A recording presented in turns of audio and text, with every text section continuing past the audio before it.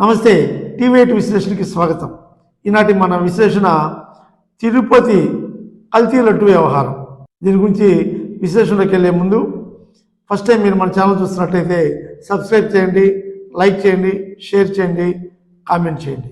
ఇక విశ్లేషణలోకి వెళ్తే, ఆ మధ్య తిరుపతి లడ్డులో జంతువు కొవ్వు పదార్థాలు, అదేవిధంగా పంది కొవ్వు పదార్థాలు, చేప కొవ్వు ఇలాంటి ఫ్యాట్ కంటెంట్స్తో కల్తీ చేసింది గత ప్రభుత్వం అంటూ సంచలనమైనటువంటి ఆరోపణలకి తెరదీసినటువంటి ఆంధ్రప్రదేశ్ ముఖ్యమంత్రి చంద్రబాబు నాయుడు వ్యాఖ్యలతోటి యావత్ భారతదేశము, ప్రపంచంలో ఉన్నటువంటి యావత్ వెంకటేశ్వర స్వామి భక్తులు, అదేవిధంగా హైందవ సామాజిక వర్గం మొత్తం అట్టుడికినటువంటి పరిస్థితి. 2024 సెప్టెంబర్ 19 సాయంత్రం 5 గంటల ప్రాంతంలో ఎన్డీఏ ఎమ్మెల్యేల సంబంధించినటువంటి సభలో సాక్షాత్తు ఆంధ్రప్రదేశ్ కొత్తగా ఎంపికైన ముఖ్యమంత్రి నారా చంద్రబాబు నాయుడు గారు శ్రీ వెంకటేశ్వర స్వామి వారి లడ్డు తయారీలో జంతు కొవ్వులతో వాడినటువంటి ఆయిల్ని కల్తీ చేసినటువంటి ఒక సంచలనమైనటువంటి ఆరోపణ. మరి ఎందుకు చేశారో తెలియదు. ఆయన చేసినటువంటి పరిస్థితికి ఆ తర్వాత యావత్ భారతదేశంతో పాటు ప్రపంచం అట్టుడుకున్నటువంటి పరిస్థితి మనందరికీ తెలుసు. దేవుని దగ్గర పెట్టే ప్రసాదం అపవిత్రం చేసే విధంగా ఓసారి బాధేస్తుంది. నాసి రకమైన ఇంగ్రీడియంట్సే కాకుండా ఎనిమల్ ఫ్యాట్ కూడా వాడారని, ఏది గీకు బదులు.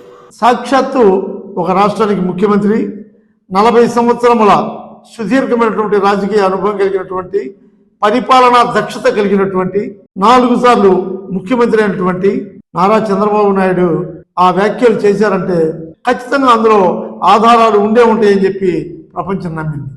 ఆ తర్వాత ఉప ముఖ్యమంత్రి అసలు తన వేషధాన్నే మార్చాడు. సనాతన ధర్మాన్ని నెత్తికెత్తుకున్నాడు.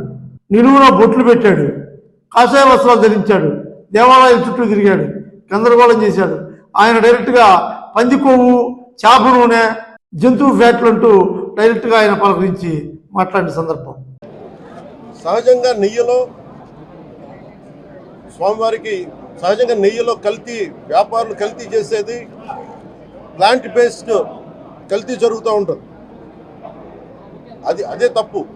అలాంటిది దీంట్లో ప్రత్యేకించి తెలియజేసింది సోయాబీన్ ఉంది, sunflower, olive oil, rapeseed, linseed, wheat germ, maize germ, cottonseed, coconut, palm ఆయిల్తో పాటు fish oil, beef tallow, lord.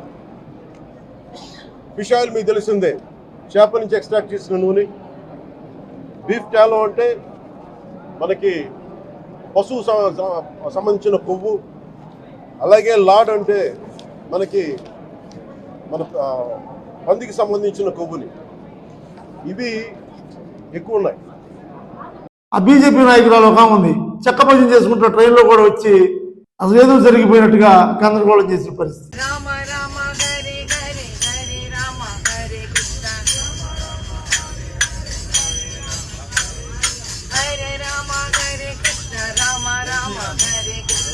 ఇక తెలుగుదేశం సపోర్ట్ చేసే మీడియా ఏదైతే ఉందో వాళ్ళైతే డిబేట్ల మీద డిబేట్లు, గందరగోళాలు. ఒక దశలో వైసీపీలో ఉన్నటువంటి వైసీపీ కార్యకర్తలకే జగన్ మీద అనుమానంతో కోపం వచ్చే పరిస్థితి. దీని గురించి సమగ్రమైన విచారణ జరపాలి అనేటువంటి ప్రశ్నలు కూడా దాదాపుగా సన్నగా వినబడే పరిస్థితుల్లో ఆ గందరగోళాలు జరిగినాయి. కానీ ఎవరితోనైనా పెట్టుకోవచ్చు, వెంకటేశ్వర స్వామితో పెట్టుకోకూడదు. వెంకటేశ్వర స్వామి కాదండి, ఏ దేవుడితో కూడా పెట్టుకోకూడదు. రాజకీయాలకు అసలు వాడుకోకూడదు. వెంకటేశ్వర స్వామి ప్రసాదాలతోటి ఆయన ఖ్యాతిని పలసపరిచే విధానంలో ప్రయాణించిన ప్రతి ఒక్కళ్ళు పతనమైనటువంటి సాక్ష్యాలు మనం చూసాం. ఎందరో నాయకులు తిరుమల విషయాల్లో వేలుపెట్టి కనుమరుగైపోయిన పరిస్థితులు మనం చూసాం. సాక్షాత్తు రాష్ట్ర ముఖ్యమంత్రి స్థాయిలో చంద్రబాబు నాయుడు ఎటువంటి ఆధారాలు లేకుండా అంత పెద్ద మాట ఎందుకని ఉండాలి? దాన్ని అందిపుచ్చుకొని తగుదనమ్మ అంటూ సనాతని ఆయాం సనాత్, ఎప్పటిదాకా నాకు కులాలు లేవు, మతాలు లేవు, నాది ఎర్ర జెండా చెగువీరన్న పవన్ కళ్యాణ్ నేను సనాతని అంటూ దీన్ని అందిపుచ్చుకొని దుర్గమ్మ మెట్లు కడిగి తిరుమల పాదయాత్ర చేసి ఇంకా చంద్రబాబు నాయుడు గారి ఆలోచనకి బలం చేకూర్చే విధంగా రాజకీయ వ్యూహాలు ప్రతిపక్ష పార్టీల్ని మట్టి గలిపే దశలో ఎన్నో యుక్తులు చేయొచ్చు. ప్రజల్ని మోసం చేసినటువంటి గత ప్రభుత్వ వైఫల్యాలను ఎత్తి చూపొచ్చు. అది దాటి ఆంధ్రప్రదేశ్ రాజకీయాలు కుటుంబ వ్యక్తిగత జీవితాల్లో కూడా చొరబడి క్యారెక్టర్ అసాసినేషన్ చేసుకుంటూ నీచమైన రాజకీయ ప్రేలాపనలు ఆంధ్రప్రదేశ్లో నెలకొన్న పరిస్థితి మనకు తెలుసు. అది మీ గోళం మీరు సావండి. దేవుడి విషయంలో ఎందుకు ఇలాంటి చేయటం?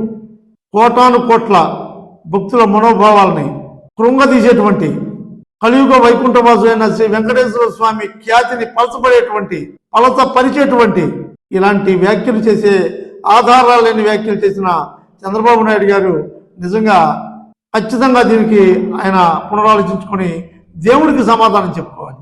ఆయన ఆలోచన ఏ విధంగా చెప్పాడో అని అనుకోకుండా డిబేట్ల మీద డిబేట్లు నిర్వహించి రాష్ట్రం మధ్యలో వినపడాల్సిన విషయాన్ని ప్రపంచానికి వినిపించి గందరగోళం చేసి ఏదో చేద్దామనుకొని నాలుగు గడుచుకున్న పరిస్థితి ఇప్పుడు మనకి కనపడతా ఉన్నాయి.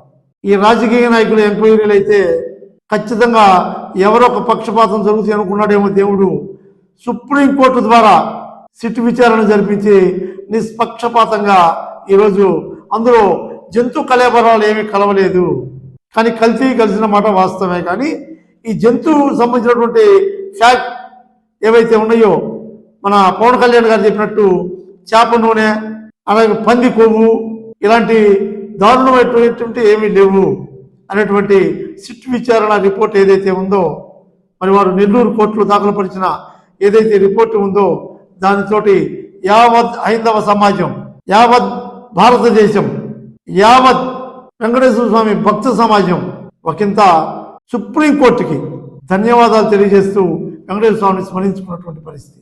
దేవుడికి ఉపయోగించాల్సిన నేతిలో కల్తీ చేయడమే దారుణం. వాళ్ళని పట్టుకుని ఖచ్చితంగా శిక్షించాల్సిందే. అదేవిధంగా ఏదైతే పవిత్ర తిరుమలలో జరుగుతున్నటువంటి కైంకర్యాల్లో జరుగుతున్న అన్యాయాలు, అవినీతులు అన్నిటి విషయాల్లో కూడా దేవుడు ఎక్కడ ఎవరిని వదిలిపెట్టడని చెప్పి మనకి కనబడతా ఉంది. నిజానంగానైనా బయటకు వస్తుందనేటువంటి విషయం మరోసారి దేవుడి విషయంలో రుజువైంది. ఇది ఏదైతే సుప్రీంకోర్టు ఆదేశాలతో సిట్ విచారణ జరిపిందో ఆ విచారణలో కొన్ని విషయాలు వెల్లడైంది.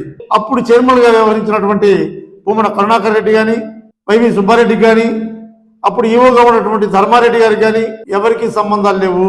ఇది ఒక ట్విస్ట్. మళ్ళీ అక్కడ పనిచేసినటువంటి వైవి సుబ్బారెడ్డి పిఏ, ఎవరైతే వైవి సుబ్బారెడ్డి పిఏ ఉన్నాడో చిన్నప్ప అనే అతను తిరుమలలో కొంతమంది అధికారులు కలిసి ఈ 100 కోట్ల వ్యవహారం నడిపారు అని చెప్పి తేల్చారని తెలుస్తాం. ఒక పిఏ స్థాయిలో చైర్మన్లకి ఈవోలకి తెలియకుండా ప్రభుత్వం ఆలోచన ఏమాత్రం లేకుండా 100 కోట్ల రూపాయల కల్తీ నెయ్యి దీనికి వ్యవహారం నడపడం సాధ్యమేనా? ఈ దశలో కూడా విచారణ జరిగి ఖచ్చితంగా కల్తీ చేసినటువంటి వాళ్ళని ఖచ్చితంగా శిక్షించాల్సిందే. ఎట్టకేలకు సుప్రీంకోర్టు ఆదేశాలతో సిట్టు విచారణ పూర్తయి ఇందులో కల్తీ జరిగింది. కానీ చంద్రబాబు నాయుడు గారు, పవన్ కళ్యాణ్ గారు, వాళ్ళ మీడియా, కూటమిలో ఉన్నటువంటి కొందరు వ్యక్తులు దుష్ప్రచారం చేసినట్టు పంది కొవ్వు, చేప కొవ్వు, మిగతా జంతు కొవ్వులతో కూడినటువంటి ఆయిల్స్ కలవలేదు, పామాయిల్ లాంటి కంటెంట్స్ కలిసిన మాట వాస్తవమే అంటూ ఇచ్చిన ఏదైతే రిపోర్ట్ ఉందో ఇది ఒకంత హైందవ సామాజిక వర్గానికి స్వాంతన చేకూర్చిన తిరుమల ప్రసాదాలని అంతటి దుష్ప్రచారంతో పలసబెట్టినటువంటి వీళ్ళని ఏం చేయాలి? ఈ సందర్భంగా తిరుమల పాలక మండలిని నేను ఒక ప్రశ్న వేయదలుచుకున్నాను. యాంకర్ శివజ్యోతి అనే అమ్మాయి క్యూ లైన్లో ప్రసాదాలు తింటూ కాస్ట్లీ బెగ్గర్గా అడుక్కున్నాం ప్రసాదాన్ని అంటూ చేసిన వ్యాఖ్యలు అవి చాలా తప్పు వ్యాఖ్యలే. ఆ అమ్మాయి తర్వాత కడుపులో ఉన్న బిడ్డ మీద ప్రమాణం చేసి తప్పుగా మాట్లాడి ఉండొచ్చు, కానీ నేను తప్పుడుగా దేవుడి గురించి ఆలోచిస్తున్నాను చెప్పినా సరే, క్షమాపణలు చెప్పినా సరే ఆ అమ్మాయి ఆధార్ కార్డుని బ్లాక్ చేసింది. జీవితంలో ఎప్పుడు కూడా తిరుమల వాసుని దర్శనం లేకుండా, అది ఒకంత అభినందనీయమే. దేవుడి గురించి పలుసగా మాట్లాడితే ఎవరికైనా ఇలా ఉంటుంది అనేటువంటి నిర్ణయం. అంతకంటే దారుణంగా తిరుమల ప్రసాదాన్ని ఆవు కొవ్వు, పంది కొవ్వు, చేప నూనె లాంటివి కలిపారని సాక్షాత్తు ఒక రాష్ట్ర ముఖ్యమంత్రి, ఉప ముఖ్యమంత్రులు మాట్లాడితే వాళ్ళ అనుకూల మీడియా దాన్ని ప్రచారం చేసి గందరగోళంగా డిబేట్లు పెడితే యావత్ హైందవ సమాజం ఖిన్నులై బాధతో అట్టుడికితే అటువంటి పరిణామాలకి కారణమైనటువంటి వాళ్ళ ఆధారాలను ఎందుకు బ్లాక్ చేయరు? వాళ్ళ మీద ఎందుకు ఎటువంటి ఇవి తీసుకోరు? ఎందుకంటే వాళ్ళు రాజకీయ నాయకులు కాబట్టి. ఒకసారి ఆలోచించండి. ముఖ్యమంత్రి చంద్రబాబు నాయుడు గారు, ఉప ముఖ్యమంత్రి పవన్ కళ్యాణ్ గారు, వాళ్ళ అనుకూల మీడియా నాయకులు, ప్రతినిధులు చక్కభజన చేసుకుంటూ వచ్చింది ఒక బీజేపీ నాయకులు ఆమె. వీళ్ళందరూ మాట్లాడిన మాటలు చేటతెల్లమైంది ఈరోజు సిట్ విచారణ రిపోర్ట్ తోటి.